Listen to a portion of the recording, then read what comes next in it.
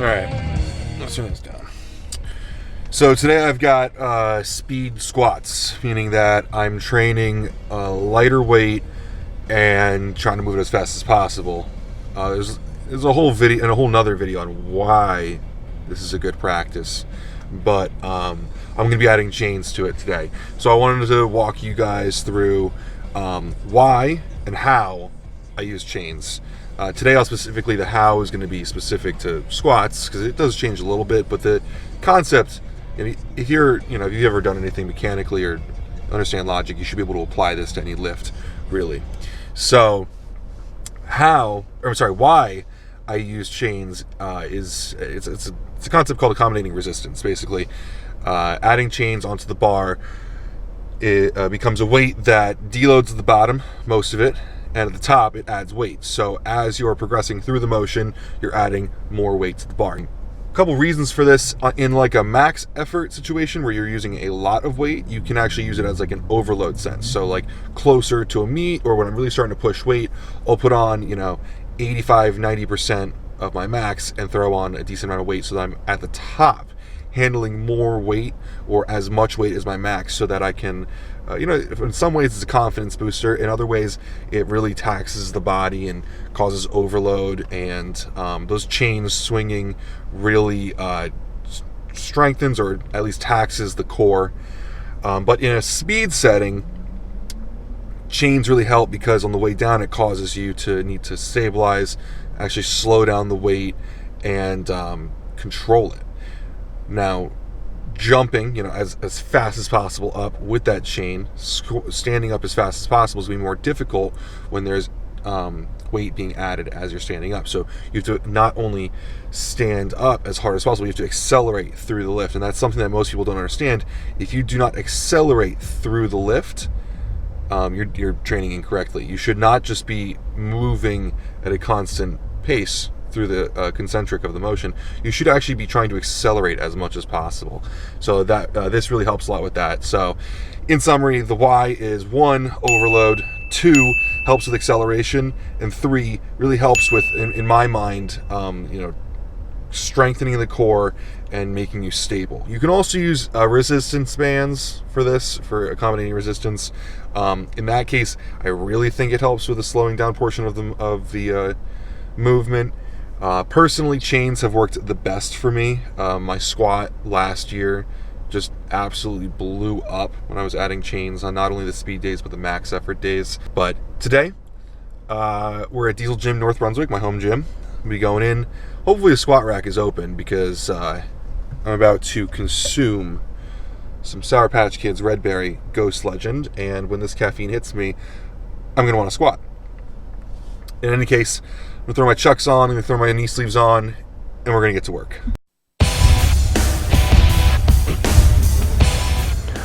Welcome to PricePlow. Hopefully you guys can hear me. When you're putting chains on the bar, obviously you need a way to attach it to the bar. Unless you're deadlifting, usually you can just drape the chains over the bar. For squats, I like to use these straps. They're from Elite FTS, they're pretty cheap. You can pick them up for almost nothing. They've got a few, one ring to go around the bar and a few rings for different lengths of chain. What I like about it is that they're very thin, so when you put it on the bar, you can put it between the first plate and the second plate, and then you can add more plates without adding too much width to the bar. This seems pretty self-explanatory, but I want to just run through it just to make sure you guys understand. Put the chain on, the chain loader on that way. Now, you'll have chains of different lengths usually. My favorite are these 5/8 inch chains like this. The way that I prefer to use these is to find the middle of the chain, right here, and apply a carabiner to it. That way, you get an easy way to load it on. For this one, I'm going to put it on the lowest setting, because you want to have about 1 or 2 chains on the floor when you stand up and walk out, or if you just stand up. There's 3 lengths on the ground. When I stand up, there'll probably be 1 or 2 on the ground. That way, when I'm standing up on the way, it's not swinging too hard, but it'll still be attached to the ground, and I'm getting most of the way to the top. Now, sometimes you get longer chains. Something like this one is still 20 pounds, the chains are a little bit smaller. Something like this, you're going to want to attach a little bit higher. Obviously, these aren't going to deload completely at the bottom. I don't really have a problem with that though, because they're lighter. So as you get to the bottom, they'll probably be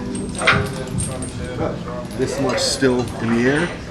It's not going to be all that much weight, and it still adds a bit of, you know, uneasiness in the bottom. So we swing a little bit. It's going to make my core have to engage a lot better. If you don't have the money to spend on these, you can go to your local Home Depot and pick up a leader chain, something like this. This is best suited for like bench or shorter squatter. I'm not going to show you guys how to use this one today because honestly, for squat, this isn't the best one. But all you got to do is measure out the length of chain that you would need to get your chains attached and still touching the ground. Worst case scenario, if you can get some this long only, you can still attach it here and attach the chain at a different length. You know, even if I were to attach the chain the full length at the top to the bottom, this is going to be a better option than just draping the chain over the bar for squats, something like that. And they're not that expensive and pretty easy to use. All right, so I've got 3 chains loaded on. 2 bigger chains, the 5/8 down here, and then 1 up here.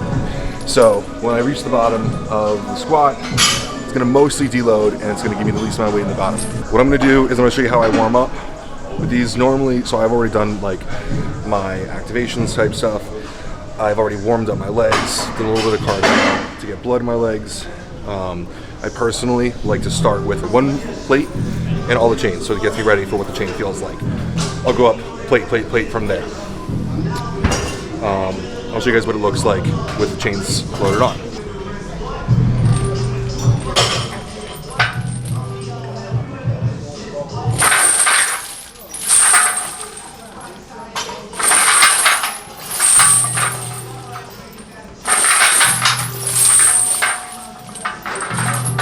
The warm-ups are moving extremely quickly. That's what you want them to move like. But I'm going to go up a plate each time, and I'll show you guys how the work set should look. This is the first week of a speed wave, so it's going to be a little bit lighter, but you should get the idea.